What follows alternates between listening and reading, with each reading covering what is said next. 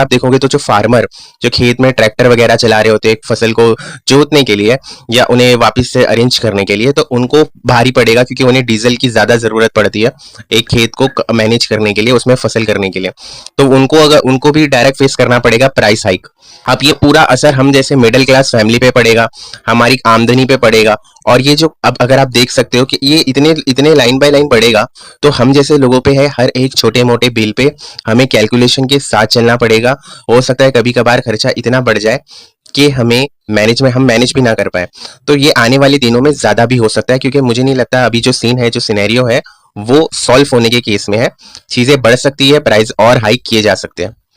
अगर आप ऊपर चार्ट में देखो तो आपको क्लियर कट पता चलेगा कि 85% जो नेवी ब्लू है या डार्क ब्लू है, उसमें हम क्लियर कट इंपोर्ट कर रहे हैं। जो पाई चार्ट ऊपर मैंने दिया हुआ है, 85% क्रूड ऑयल हम इंपोर्ट कर रहे हैं। और जो 15% का एक डिफरेंट कलर है वो आप देख सकते हो, वो हमारा खुद का प्रोडक्शन है। सिर्फ और सिर्फ 15% हम प्रोड्यूस करते हैं हमारी अपनी कंट्री में, 85% हम बाहर की कंट्री पे डिपेंड्स है।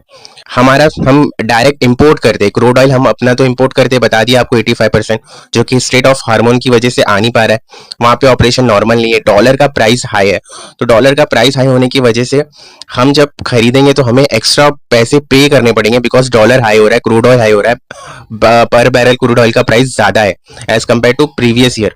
तो ये जो बढ़ते जा रहा है, ये सारे इसके मेजर्स रीजन थे।